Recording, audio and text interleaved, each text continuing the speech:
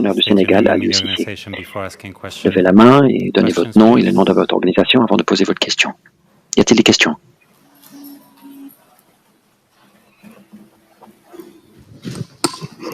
Bonsoir coach, Abdoulaye Thiam de Sud Quotidien. Tous nos encouragements suite à cette élimination et bonne continuation.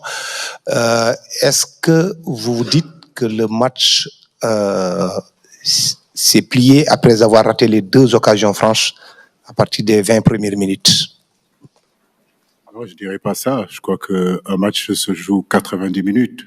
Effectivement, les 30 premières minutes ont été intéressantes. On a eu les opportunités de marquer. Ça n'a pas été le cas. Je crois qu'aujourd'hui, on est tombé quand même face à une très belle équipe anglaise. Au niveau des duels, au niveau de l'impact physique, on a été vraiment très loin de ce que nous sommes capables de faire. Maintenant, comme je dis, il n'y a pas d'excuses. On a eu, c'est vrai, 2-3 garçons peut-être qui auraient pu nous apporter à ce domaine-là, mais il y a eu vraiment une différence. Je crois qu'on a travaillé pendant des années pour être numéro 1 africain. Aujourd'hui, c'était le Big Five du ranking FIFA et la différence c'est nettement vue.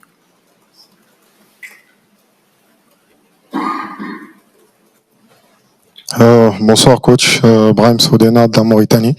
Nos encouragements bien sûr après cette élimination, parce que je pense que toute l'Afrique était derrière le Sénégal ce soir. Coach, je parlerai pas plutôt du score, parce que pour moi ça reste subjectif. Vous avez joué contre l'une des meilleures équipes de cette compétition, et ça s'est ressenti aujourd'hui. Ma question est plutôt au niveau de l'état d'esprit. Depuis le début de cette compétition, on a vu beaucoup de moins bonnes équipes, on va dire, affronter des très très gros, mais faire preuve d'un état d'esprit vraiment de combattant et avoir un résultat peut-être surprenant au final. Aujourd'hui, on n'a pas vraiment senti ça au niveau de la sélection. Qu'est-ce qui s'est passé exactement? Non, je crois que ce n'est pas au niveau de l'état d'esprit. Je suis fier de mes garçons. Je crois que l'état d'esprit a été toujours au rendez-vous. Mais il faut avouer aussi la suprématie de cette équipe qui était en face de nous. Qui a mis beaucoup d'impact, qui a gagné beaucoup de duels, qui nous a fait reculer. Et à partir de là, c'est vrai que ça a été difficile. Ce premier but-là qu'on prend à 5 minutes de comment dirais-je encore, de la mi-temps, et puis ce deuxième but qui nous plombe. Mais c'est surtout le troisième but qu'on prend tout en début de deuxième mi-temps qui nous sort carrément du match. Mais je loue la mentalité de mon équipe. Ils n'ont jamais abandonné. Ils ont continué à jouer, à essayer d'avancer. Première. Bonjour. Coach, mes encouragements après cette élimination, c'est Mamoudou Salvier de IGFM Sénégal. J'avais une question, coach. En fait, j'aimerais savoir, est-ce que vous vous attendiez à cette physionomie de la rencontre? Est-ce que vous attendiez à prendre 3 buts face aux Anglais? Non, pas du tout, parce que notre force dans cette équipe-là a été toujours notre assise défensive, notre force défensive. Force est de constater aussi que depuis le début de ce tournoi-là, on a souvent pris des buts, même quand on a marqué 3 buts, on a encaissé toujours 2 buts. Bon, c'est surprenant parce que d'habitude, on a quand même une assise défensive qui nous permet, au moment donné, de faire la différence. Donc, non, je m'attendais pas du tout à prendre 3 buts. Madame.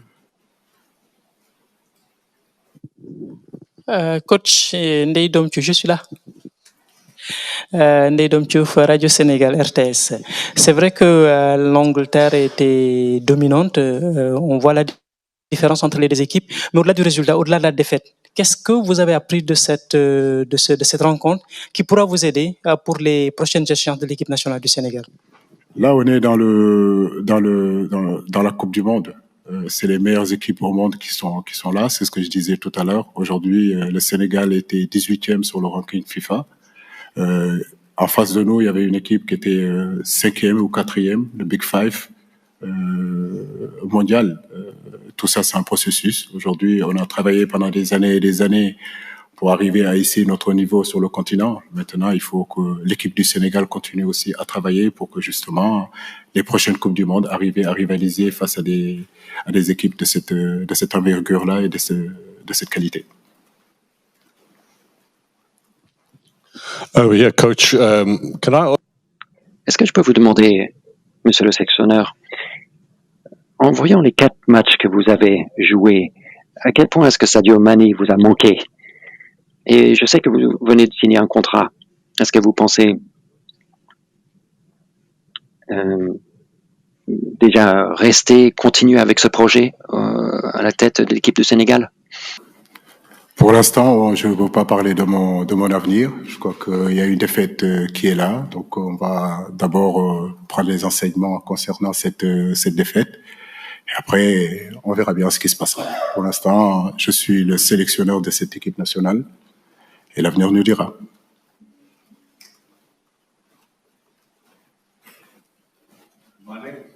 Mané, oui, bien sûr. Un joueur du calibre de Mané, je le dis depuis le début de cette compétition-là, manque forcément à une équipe comme le Sénégal. Mais l'ensemble, le collectif, je pense qu'il a été quand même intéressant. Des joueurs ont répondu.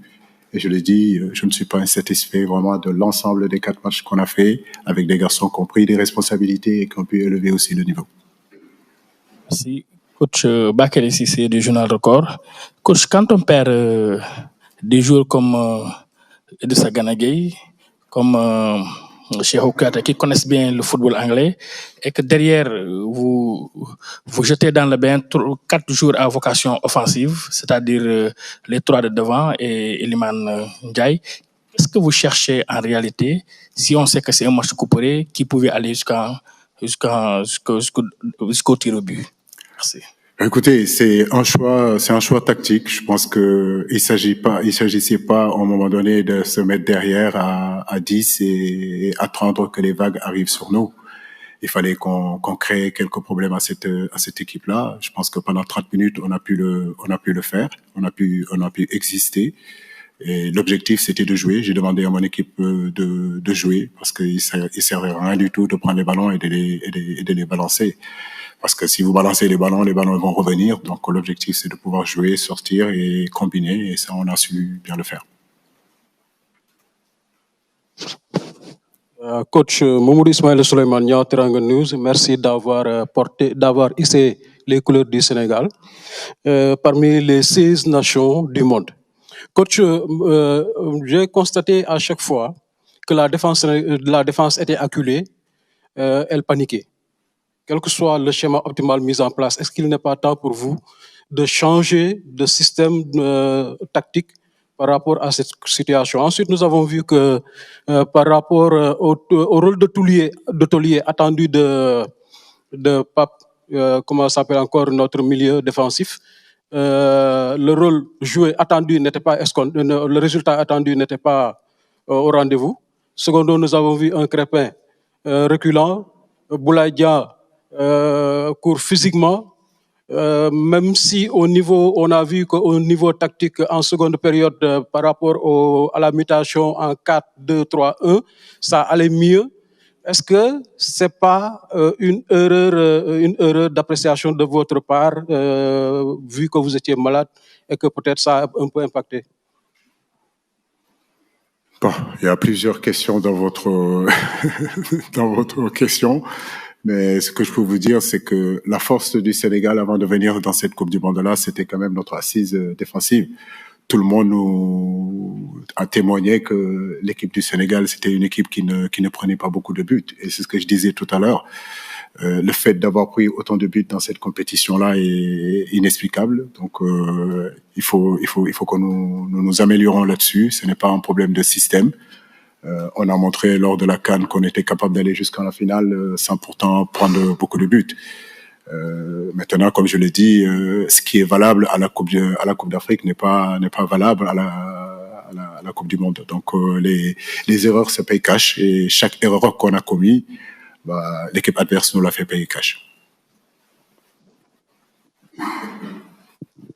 Coach, vous pouvez nous donner vos impressions de Jude Bellingham ce soir et son impact sur le jeu? Pardon? Si vous pouvez nous donner vos impressions de Jude Bellingham et l'impact qu'il a eu ce soir. Bellingham. Non, je le disais, une très belle équipe. Bellingham, Anderson, Rice, c'est vraiment des joueurs avec beaucoup d'impact, très athlétiques, capable de récupérer le ballon, capable de distiller le jeu. Harry Kane devant, Saka, non, une très très belle équipe. Bon, c'est pas pour rien du tout qu'ils ont été demi-finalistes lors de la dernière Coupe du Monde en 2018 et finaliste de l'Euro. C'est une très très belle équipe. Donc c'est une équipe on doit prendre référence sur cette équipe-là et travailler justement à arriver à ce niveau-là.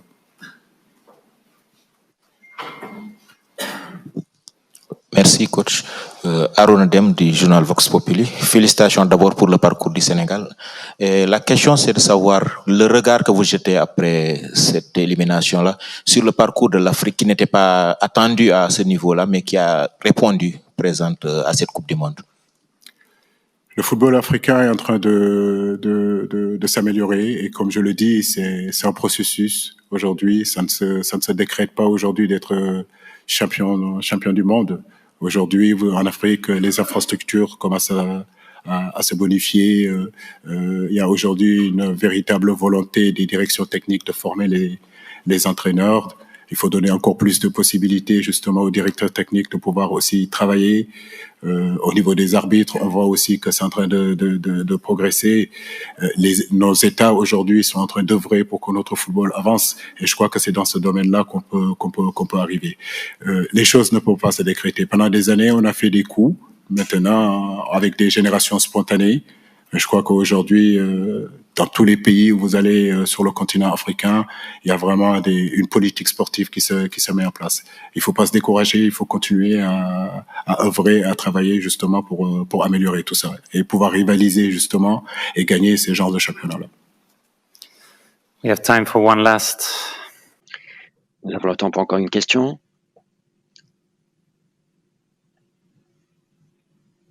De panafricaine. Félicitations pour le parcours que vous avez eu. Vous avez hissé le drapeau africain. Coach, depuis 2020, octobre 2020, le Sénégal n'a pas encaissé 3 buts. Comment vous expliquez le manque de réaction depuis que le but de Harry Kane, on a l'impression que vos joueurs ont rendu l'âme? Non, j'ai pas eu cette impression-là. Je pense que, comme je le dis, on a pris ces buts-là sur, à un moment donné, des erreurs, j'ai envie de dire, techniques, où on doit donner le ballon, on perd le ballon, et à ce niveau-là, les garçons qui sont en face de vous, quand vous perdez ces ballons-là, dans ces endroits du terrain, ils sont dans les transitions, ils sont très forts, c'est des bons finisseurs. Comme je l'ai dit, le haut niveau, c'est ça, c'est des micro-détails, c'est des détails, et ce sont des ballons qu'il faut pas perdre, ce sont des situations de jeu qu'il faut être très attentif, parce qu'il en faut pas beaucoup pour que eux, ils concrétisent leurs occasions. Je crois que c'est l'expérience aussi des grands joueurs, c'est l'expérience des grandes équipes. Merci beaucoup. Merci. Merci beaucoup.